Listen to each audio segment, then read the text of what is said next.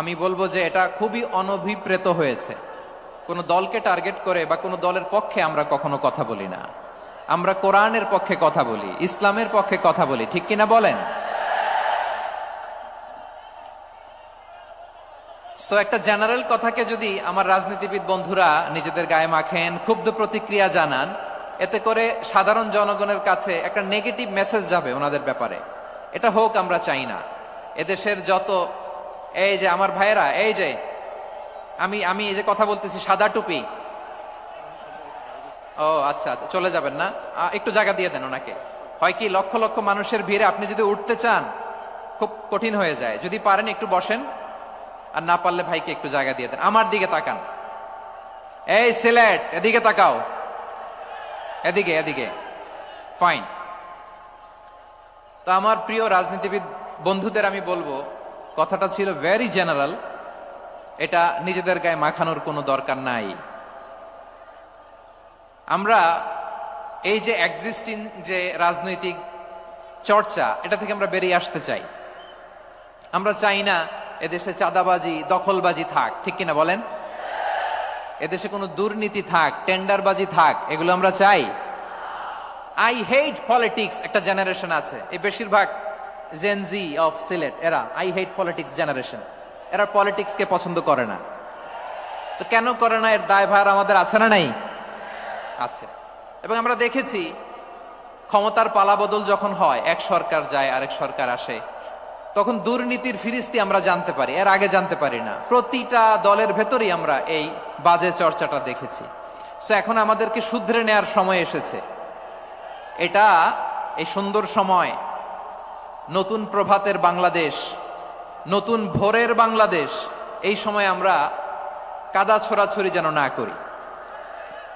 আমাদের শপথ নেয়ার সময় এসেছে। প্রতিটি দল, নিবন্ধিত 48টি, সবগুলো দলের এখন শপথ নেওয়া উচিত যে আমরা কোনোদিন আর চাঁদাবাজি করব না, টেন্ডারবাজি করব না, দখলবাজি করব না। আমরা সবসময় দেশের পক্ষে থাকব, সবসময় দেশের পক্ষে থাকব। সেই কথাগুলো ছিল ভেরি জেনারেল। যে কথাগুলো আমরা জেনারেলি বলি, এগুলো জেনারেলি আপনারা নিবেন। আমার রাজনীতিবিদ বন্ধুদের কাছে এটাই আমার কামনা। আর এই জাতীয় বার্তা যখন আমরা দেই, তখন যদি আপনি বলেন যে পারলে রাজনীতিতে আসেন, পারলে দল করে দেখান, এটা হইল? আমি কি এরকম কোনো কথা বলেছি? না। আমি একজন মুফাসসিরে কোরআন, আমি একজন আলেম, এর বাইরেও আমার সবচেয়ে বড় পরিচয়, আম আ সিটিজেন অফ বাংলাদেশ। আমি বাংলাদেশের একজন সাধারণ নাগরিক।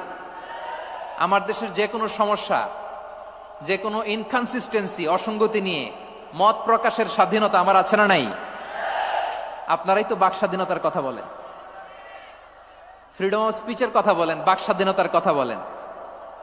আপনারাই যদি আবার কোন মন্তব্যের কারণে বলেন যে রাজনীতির মাঠে আসেন, দল করেন, দেখি কতটুকু পারেন, এটা ঠিক হবে না। তাই প্রিয় ভাইয়ের, আসুন আমরা দল মত নির্বিশেষে কাঁধে কাঁধ মিলিয়ে সোনার বাংলাদেশ গড়ি, দুর্নীতিমুক্ত বাংলাদেশ গড়ি। যে বাংলাদেশের জন্য রক্ত দিয়েছে আবু সাইদ, যে নতুন ভোরের বাংলাদেশের জন্য রক্ত দিয়েছে মুগ্ধরা, যে নতুন বাংলাদেশের জন্য রক্ত ঝরিয়েছে 24-এর যে গণ অভ্যুত্থানের প্রত্যেকটি শহীদের, আওয়াজ করে বলেন ঠিক কিনা? আল্লাহ তাআলা আমার দেশকে তুমি নিরাপদ করো, শান্তিময় করো। আমরা যেন স্বাধীন সার্বভৌম বাংলাদেশে মাথা উঁচু করে বিশ্ব দরবারে দাঁড়াতে পারি। আল্লাহ তুমি তৌফিক দান করো। আওয়াজ করে সবাই পড়ে আমিন। প্রিয় ভাইয়েরা, আমি আর কাল বিলম্ব না করে আসুন সরাসরি মহাবিশ্বের মহাগ্রন্থ, মহাবিশ্বয় মহাগ্রন্থ আল কোরআন আল কারীমের তাফসীর শুনি। আমি আজকের এই চমৎকার রজনীতে আলোচনা করবার জন্য সূরাতুল আহজাবের 45-46 এ দুটি আয়াতকে চুজ করেছি। এ দুটি আয়াতের আলোকে কিছু কথা আপনাদের সাথে শেয়ার করব। আওয়াজ করে পড়ুন ইনশাআল্লাহ। তার আগে আসুন একটু দেখে নিই আপনারা কে কোথা থেকে এসেছেন। আপনারা সুনামগঞ্জ জেলা থেকে কারা কারা এসেছেন দেখি। সুনামগঞ্জ, মাশাআল্লাহ মাশাআল্লাহ মাশাআল্লাহ, ঠিক আছে, হাত নামাও। সুনামগঞ্জ গেল। হবিগঞ্জ, হবিগঞ্জ, ঠিক আছে, হাত নামাও। মৌলভীবাজার, দেখি মৌলভীবাজার, মাশাআল্লাহ, ঠিক আছে। এবার সিলেটের কারা কারা দেখি।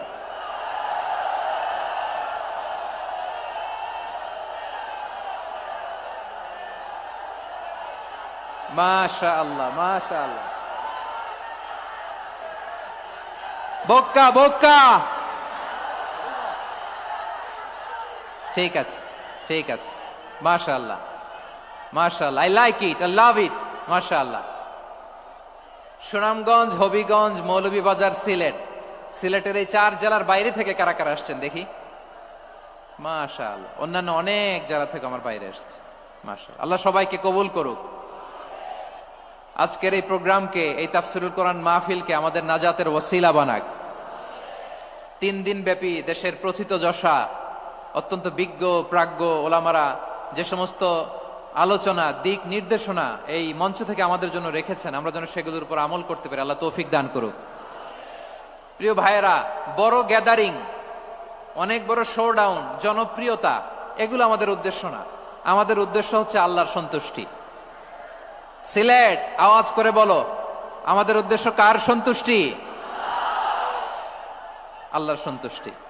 ওইটা যদি পাই যথেষ্ট, আলহামদুলিল্লাহ আলহামদুলিল্লাহ। আসুন আমরা আমাদের নিয়তকে খালেস করে নেই। আমরা যা শুনবো আমলের নিয়তে শুনবো, নিজের জীবনকে পরিবর্তনের জন্য শুনবো, ঠিক কিনা বলেন? ইনশাআল্লাহ। আমি মেহরবানি করে এই যে ডান দিকে আমরা ভাইদেরকে অনুরোধ করব, আপনারা মেহরবানি করে চুপ থাকবেন। অনেক এলইডি আছে, এলইডি, হ্যাঁ দেখেছি দেখেছি দেখেছি দেখেছি। কোনো এক্সকিউজ দেয়া যাবে না, এটা নাই ওইটা নাই, এরকম কোনো কথা হবে না। এলইডিতে আমরা দেখবো ইনশাআল্লাহ। প্রিয় ভাইরা, সূরাতুল আহজাবের 45 এবং 46 নম্বর আয়াত আমি তেলাওয়াত করেছি, যেখানে আল্লাহ তাআলা বিশ্বনবীর 5টি বৈশিষ্ট্যের কথা বলেছেন। কয়টি? সবাই বলুন আওয়াজ করে, কয়টি? 5টি বৈশিষ্ট্যের কথা আল্লাহ তাআলা এই আয়াত দুটিতে উল্লেখ করেছেন।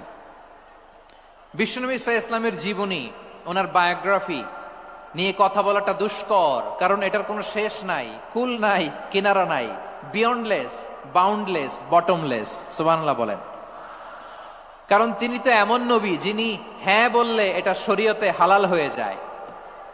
নবীর মুখ দিয়ে যদি বেরোয় হ্যাঁ, নাম, ইয়েস, তাহলে এটা হালাল, ঠিক কিনা বলেন? এ নবীর মুখ দিয়ে যদি না বের হয় যে না, নো, তাহলে এটা শরীয়তে হারাম হয়ে যায়।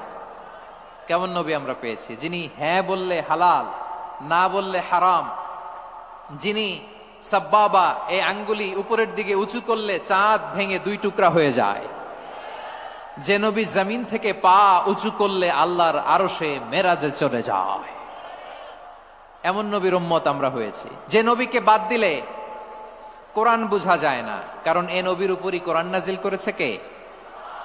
এ নবীকে বাদ দিলে হাদিস বোঝা যায় না, কারণ হাদিস তো এ নবীর মুখনিসৃত পবিত্র বাণী। সুবহানাল্লাহ পড়েন। এ নবীকে বাদ দিলে জান্নাত চিনা যায় না,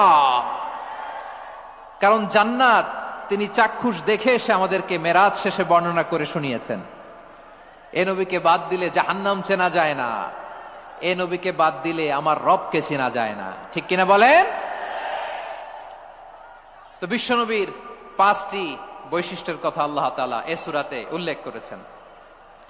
আল্লাহ রাসূল সাল্লাল্লাহু আলাইহি ওয়াসাল্লাম যখন মক্কাতে দাওয়াত দিচ্ছিলেন, মক্কার কুরাইশরা নানাভাবে বিষ্ণু ঈসা ইসলামকে কষ্ট দিচ্ছিল, নানাভাবে ট্যাগিং করছিল, মিথ্যা অপবাদ দিচ্ছিল। কখনো কখনো তারা বিশ্বনবীকে বলছিল মিথ্যাবাদী, কাযযাব। কখনো বলছিল যে তুমি হচ্ছে জাদুকর, সাহির। কখনো বলেছে শায়ের, মুহাম্মদ তুমি কবি। কখনো বলেছে কাহেন, মুহাম্মদ তুমি গণক। এবং কখনো বলেছে মুহাম্মদ তুমি হচ্ছে মাজনুন, মানে পাগল। আওয়াজ করে সবাই পড়ুন, নাউযু বিল্লাহি মিন যালিক। তাহলে বিশ্বনবীকে মৌলিকভাবে এই 5টি অপবাদ দিয়েছে। আমার কলেজা টুকরা সিলেটের ভাইরা, বিশ্বনবীর ব্যাপারে মিথ্যা অপবাদ মৌলিকভাবে দিয়েছে কয়টি? 5টি। বলেছে তুমি মিথ্যাবাদী, বলেছে তুমি গণক, তুমি কবি, তুমি পাগল, তুমি জাদুকর। বিশ্বনবীকে যে এই 5টি অপবাদ দেয়া হলো, আল্লাহ তাআলা এটা সহ্য করেননি। এই 5টি অপবাদের বিপরীতে আল্লাহ তাআলা বিশ্বনবীর 5টি চমৎকার বৈশিষ্ট্য উল্লেখ করে সূরাতুল আহজাবের 2টি আয়াত নাজিল করেছেন। আওয়াজ করে পড়েন আল্লাহু আকবার। পাঁচটি চমৎকার বৈশিষ্ট্য